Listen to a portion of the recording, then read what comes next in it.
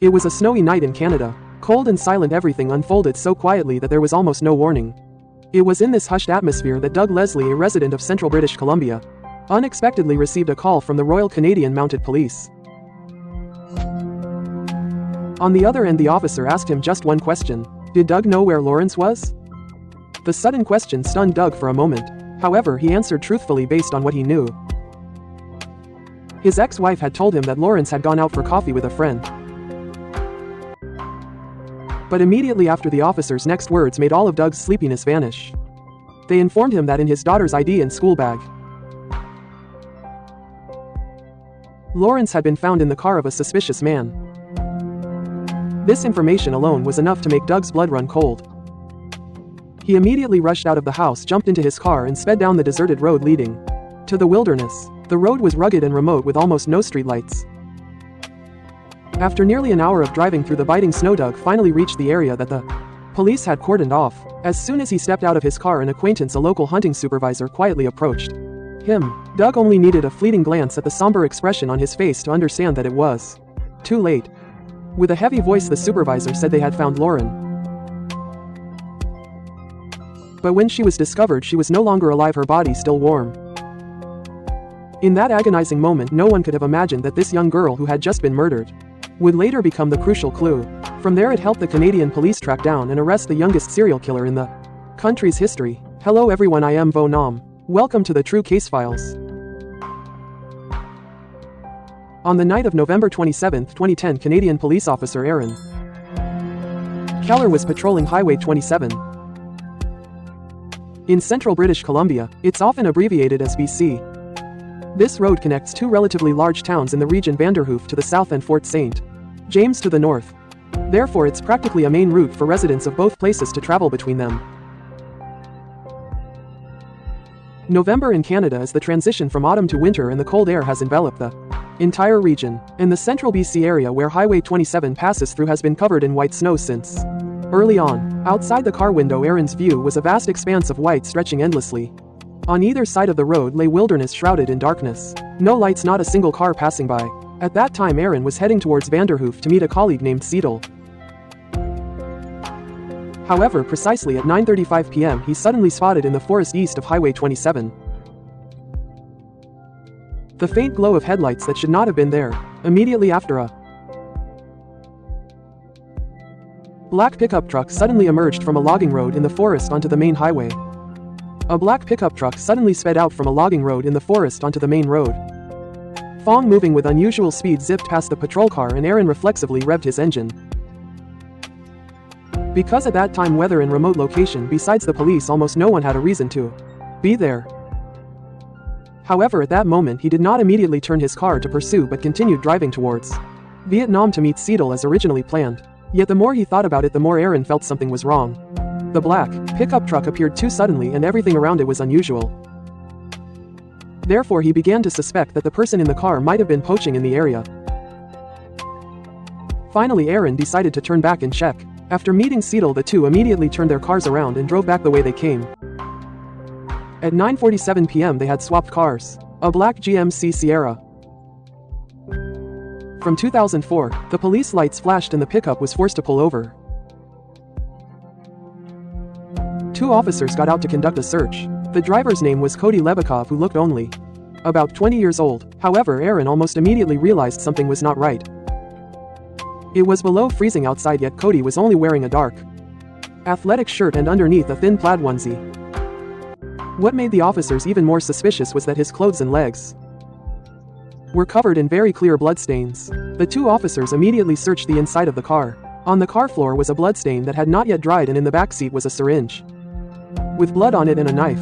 When questioned, Cody appeared unusually calm. He frankly admitted to poaching, saying he had caught a deer and used those two tools to kill it on the spot. After hearing this explanation, Aaron jokingly and sarcastically told him that hunters sometimes have the potential to become serial killers. However, Aaron did not expect that casual remark to later become a terrifying prophecy. Because as the search of the car continued, he quickly realized that the young man before him was by no means just a poacher. Damn it, there was no deer carcass in Cody's pickup truck, nor any signs consistent with having just hunted an animal, but the next discovery truly sent a chill through the atmosphere. In the car, the officers found a backpack with a recognizable monkey plush hanging on the outside. When they opened the backpack, both men almost froze. Inside was a wallet, and in that wallet was a medical card bearing the name of a 15-year-old girl, Loren Leslie. At that very moment, the poaching theory no longer held up. Realizing the situation had escalated beyond a mere infraction, Aaron immediately called for backup and temporarily detained Cody on suspicion of poaching. By 10:30 p.m., poaching supervisor Cameron Hill arrived at the scene. After the three quickly exchanged information, they immediately assigned tasks. Aaron and Cedal remained at the scene to control Cody, while Cameron went alone into the woods to search. Before setting off, Cameron braced himself for the worst, as he suspected that what he might find in the forest was not the carcass of an animal but that of a human. Leaving Highway 27, Cameron Hill continued along the logging road, following the distinct tire tracks on the ground to venture deeper into the area. After driving about 300 to 400 meters, he reached a gravel pit. To the south of the pit, tire tracks and footprints suddenly appeared simultaneously, and this detail made Cameron realize that the truth was likely very close. Not wanting to disturb the scene, he immediately got out of the car carrying only a dim flashlight and followed the footprints, pressing onward. Not long after, scattered bloodstains began to appear on the ground, accompanied by clear drag marks. All of them led directly towards a dense thicket ahead. When Cameron parted the bushes, another victim appeared before him. She lay face down, her lower body unclothed, her pants pulled down to her ankles. These signs suggested that the victim may have been attacked before death. After a preliminary examination, Cameron found that the victim was still warm, touching her broken nose, which indicated she might have been struck multiple times with a heavy object, and on her neck clear stab wounds were visible. The victim's hands bore numerous defensive wounds, her left finger's bones enlarged and fractured, appearing to have been forcefully torn. At this moment, Cameron's worst fears were fully confirmed. Without hesitation, he immediately turned the car around, patrolled, and reported his findings via radio. Simultaneously, at the roadblock, all legal rights were read to suspect Cody, and he was officially charged with murder. The news spread rapidly, and even those who knew Cody were shocked. They couldn't comprehend how such a seemingly normal young man with blonde hair and blue eyes could commit such a horrific crime. Cody, born on January 21, 1990 in Fort St. James, British Columbia, Canada, grew up in a well-off and respected family in the area, being the second of 3 sons. Cody's maternal grandfather and uncle had jointly founded one of the 3 largest sawmills in the region. Therefore, the family had a solid economic foundation. This stable living condition meant that Cody's childhood was almost without complaint. His parents were caring, his relatives doting, and his life was quite abundant and comfortable. From a young age, Cody adapted to outdoor activities, especially hunting and fishing with his grandfather. This was very common in the area. At school, Cody's academic performance was not outstanding, but he was well liked by his peers. He respected his teachers, had a gentle disposition, and rarely caused trouble. Furthermore, Cody was also very good at sports. He was a member of the school's snowboarding team and played defense for the hockey team. He even traveled with the team to Vancouver to participate in an international hockey tournament.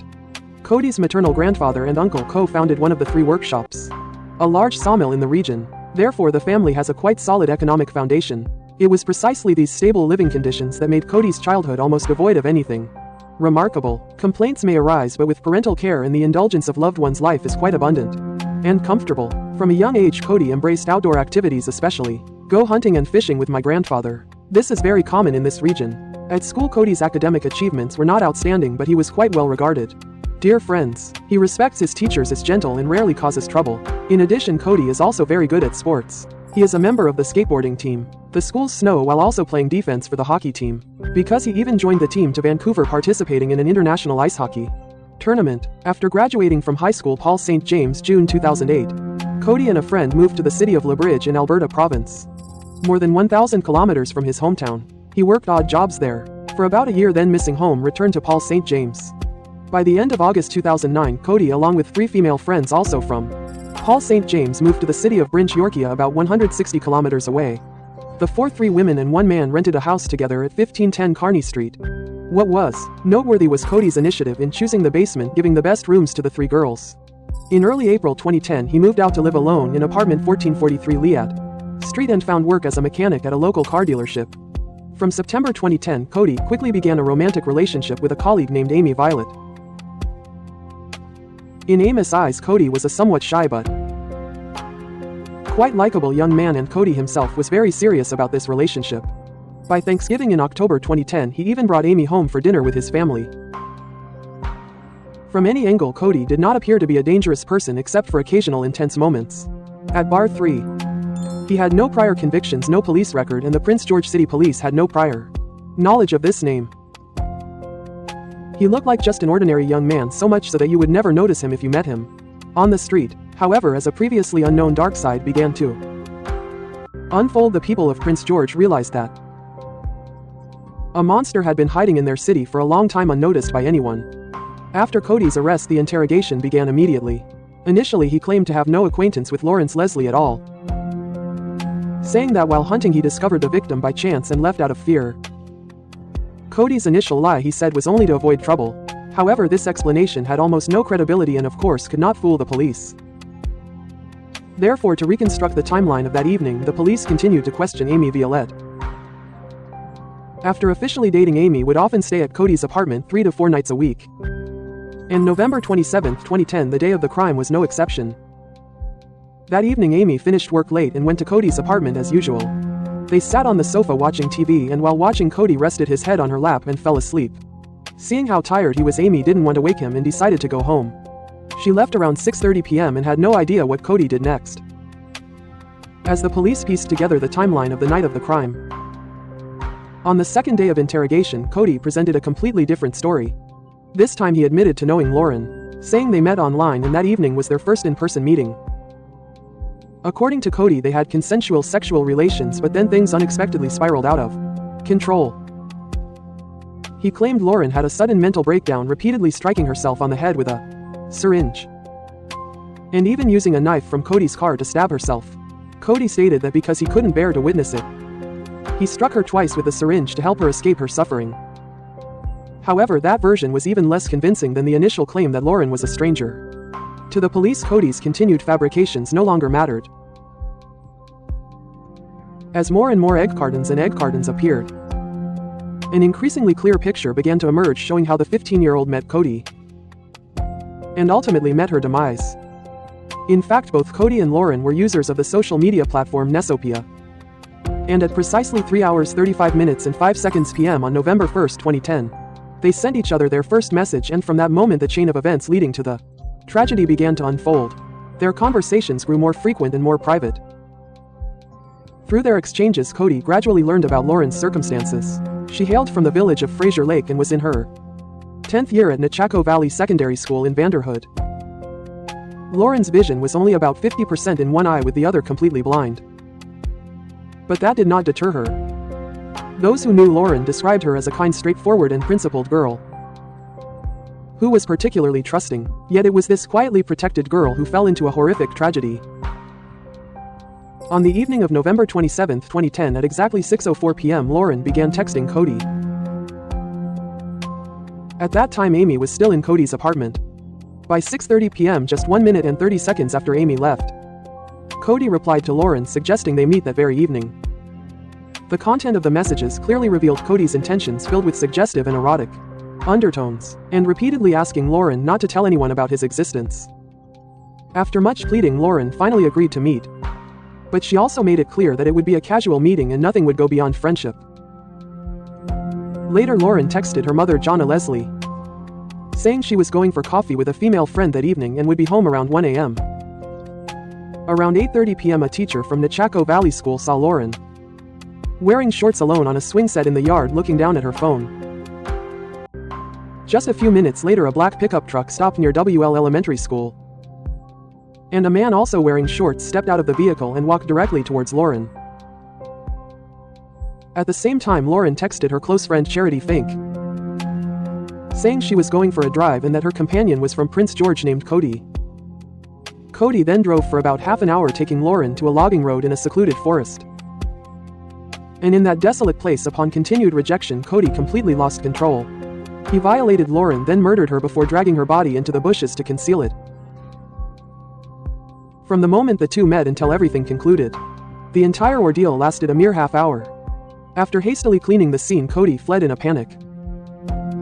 It was this hurried departure that caught the attention of Officer Aaron patrolling the highway. What followed was precisely the scene described at the story's outset.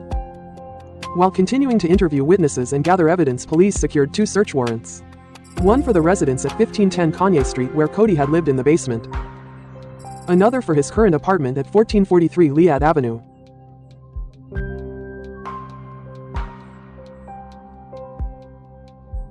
The discoveries not only astonished investigators but also directly unlocked the solutions to three perplexing mysteries that had plagued them for an extended period, and it was from this point forward that the name Cody began to gain notoriety. He was identified as one of the youngest serial killers in Canadian history. Following Cody's arrest, a pressing question quickly arose in the minds of the investigators. Was this his sole crime, or was he connected to other deaths? At the very crime scene of Loren's murder, Detective Loren Hood recalled an incident that occurred just over a month prior, at El Segundo Park in the city of Prince Yorkshire. Two patrol officers discovered a female victim. Her name was Cynthia Mars, aged 35. What sent a chill down their spines was that upon discovery, Cynthia was also found with her lower body unclothed, and the injuries on her body bore striking resemblances to Loren's case. Recognizing this ominous coincidence, Detective Loren Hood immediately contacted the investigative team handling Cynthia's case, requesting they re-examine the recently apprehended suspect Cody. Almost concurrently, the police team searching Cody's residence made a significant discovery. In apartment 1443 Liat Avenue, where Cody resided, they noticed the sofa in the living room. Its surface was covered in long-dried bloodstains seeping deep into the upholstery, dripping below and congealing into long streaks resembling icicles. The search extended into the kitchen and bathroom. Police found bloodstains in at least 15 different locations, including the floor walls, carpets, and even the bathroom counter. Furthermore, tests also revealed blood on the wall near the apartment door, the living room curtains, and the hallway rug. Not only that, but Cody's personal clothing, from shirts and trousers to bedsheets and blankets, were all stained with blood. Within the apartment, police also found a birdcage and a wine glass, both bearing clear bloodstains. Faced with all these anomalies, Cody seemed to have a ready explanation. When his girlfriend Amy inquired about the origin of the bloodstains, he claimed the ones on the carpet were from an accidental cut to his leg after returning home drunk one night. Crimson stains on the windowsill and other spots he claimed were merely orange paint. However, investigators pressed on expanding their search to Cody's former residences. At apartment 1510 on Kanye Street, they made a discovery: a rug saturated with a large long-dried pool of blood, and the blood-drenched sofa that once sat upon it. The three women who shared the apartment with Cody had noticed the stains, but Cody attributed them to a drug-induced nosebleed while he slept on the sofa. These chilling findings, along with other evidence, were swiftly dispatched to forensic labs for urgent analysis. The results confirmed the presence of DNA from three distinct women: Jill Stuchenko, 35, Natasha Montcourt Marie, 23, and Cynthia Moss, the previously mentioned victim. Jill Stuchenko, born December 2, 1973, was a mother of 4 sons and 2 daughters. Jill once dreamed of a singing career, but harsh realities plunged her into addiction, forcing her into prostitution. Jill was last seen on October 9th or 10th, 2009 during Canada's Thanksgiving week, a time when families gather for feasts, yet amidst this supposed warmth, Jill was abandoned in the Green Dock outskirts, only to be discovered on October 26. Forensic analysis revealed she died from multiple blunt force trauma injuries, with evidence of prior sexual assault. Forensic samples collected from her body matched Cody's DNA. Furthermore, the extensive bloodstains on the rug and carpet in Cody's apartment were identified as Jill's. The other 2 victims shared similar tragic fates. Natasha Montcourt Marie, 23, a mother of a son and daughter, lived with her ex-boyfriend. Despite life's hardships, she maintained contact with her children, calling them almost daily. Natasha was last seen between August 30th and September 1st, 2010. A mere 10 days after leaving a rehabilitation center. Natasha has yet to be found, but her DNA was discovered on the shorts Cody wore when apprehended. Natasha's biological traces were also found on the bedsheets, blankets, and rug in Cody's apartment. On the kitchen rug, a bloody handprint belonging to Cody was found, and that blood was Natasha's. More disturbingly, the rug found in the apartment was also stained with her blood. All these signs strongly indicate Natasha Montcourt Marie is almost certainly deceased. The third victim, Cynthia Moss, born May 29, 1975, was 35 years old. She had a daughter. Cynthia was last seen on the evening of September 10, 2010. Just like Jill, Cynthia met her end from repeated blows with a heavy object inside Cody's pickup truck. Investigators discovered Cynthia's black sweater along with one of Cody's socks bearing her DNA. Cynthia's DNA was also found on shoes and a hammer within Cody's apartment. Notably, a mere 3 days after Cynthia's body was discovered, Cody, accompanied by his girlfriend Amy, returned to Shantajam for a family gathering and joined everyone in a sumptuous Thanksgiving feast. Previously, these 3 cases had left the police utterly stumped. They had no suspects, even going so far as to test over 140 taxi drivers in Brent, Georgia, requesting DNA samples from each but ultimately yielding no results. It wasn't until Loren's case unfolded and Cody was apprehended that these 3 seemingly forgotten cases were finally linked by a common thread. On October 17, 2011, based on newly unearthed evidence, the prosecution officially added 3 murder charges against Cody. In preparation for the trial, the prosecution assembled 195 witnesses and amassed a staggering 95,000 pages of evidence. All of this was aimed at a single objective: to hold Cody accountable for his heinous deeds. Following Loren's passing, her father, Jack Leslie, received 100 emails from individuals who knew Loren online. Among them were 2 letters that deeply touched him. They recounted how these individuals had once contemplated ending their own lives, but it was Loren who patiently conversed with them, persuading them to abandon such thoughts. It was then that Jack truly understood his daughter. It turned out that during those quiet nights of the past, Loren wasn't just scrolling through her phone alone. She was silently engaging with those more desperate than herself, striving to help them persevere. After his daughter's death, Jack established a foundation and created a website named Loren, aimed at warning and educating children about the dangers that can lurk on social media platforms. Each day he would write a small note for his daughter, sometimes just a few lines recounting his day, other times sharing updates on the foundation he was managing. This became perhaps the only way for this father to alleviate the pain of losing his child. By June 2014, Cody's trial officially commenced. Facing murder charges, Cody pleaded not guilty to all counts. In court, his defense attorney attempted to persuade the jury that Loren might have taken her own life. He argued that Loren suffered from post-traumatic stress disorder and bipolar disorder, psychological issues that could have led her to a state of uncontrolled mental distress. Loren's parents acknowledged that their daughter had struggled with mental health issues, but they vehemently denied any possibility of her having suicidal intentions. They shared that Loren had dreamed of becoming a forensic pathologist, a medical examiner in the future. However, that dream would now forever be denied the chance to become a reality. The Leslie and Cody families had virtually no prior connection. The only time anyone had ever encountered Cody's family was when he was returning lumber to their sawmill. So they couldn't possibly understand why Cody would treat his own daughter in such a cruel manner. Then, when the forensic doctor performed Loren's autopsy and testified in court, the suicide theory immediately collapsed. The doctor stated Loren died from severe blood loss, combined with a head injury. Her head was struck 5 to 8 times with a heavy object. Her neck had 2 stab wounds, and the extent of the damage was absolutely impossible for the victim to inflict herself. Loren's hands had multiple wounds, defensive, indicating she fought to the end for her life. The forensic doctor specifically emphasized that the neck wound caused Loren to lose a lot of blood, and that was the direct cause of death. If she had been taken to the hospital in time, Loren might have survived, but Cody didn't give her that chance. For the remaining 3 cases of Jill, Natasha, and Cynthia, Cody also presented a different story in court. He admitted his involvement in their deaths but insisted he was not a murderer. According to Cody, the real culprit was a drug dealer named X, along with 2 accomplices, Y and Z. He said X took Jill to his apartment and then, due to debt, killed her right on the sofa. Natasha and Cynthia met a similar fate. Cody claimed that at most he was an accessory after the fact, knowing about it but not reporting it to the police or helping to clean up the scene. When asked why he didn't reveal the true identities of X, Y, and Z, Cody gave only one reason: he feared retaliation. However, even that clumsy lie couldn't convince anyone. Neither the jury nor the judge believed him. After the trial concluded, the jury unanimously found Cody guilty on all 4 murder charges.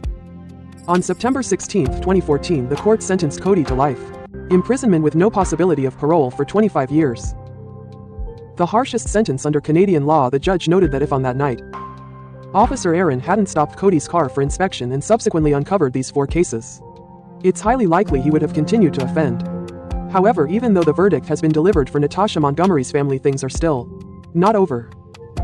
To this day, Natasha's body has not been found and Cody has not revealed where he disposed of it. Natasha's mother, Mrs. Luani Montgomery, has repeatedly appealed to the public for any information, hoping that one day she can bring her daughter home. Regarding Cody's refusal to accept the heavy sentence, he filed 2 appeals, both of which were rejected. However, in 2019, Cody was transferred from a maximum security prison to a medium security prison. The victims' families protested this decision, but ultimately nothing could be changed. On March 15, 2025, 14.5 years after losing his daughter, Loren's father, Jack Leslie, passed away from lung cancer at the age of 71. And perhaps when facing death he was no longer too afraid, for he knew that in the end he would be reunited with his daughter. And here today's story will come to a close.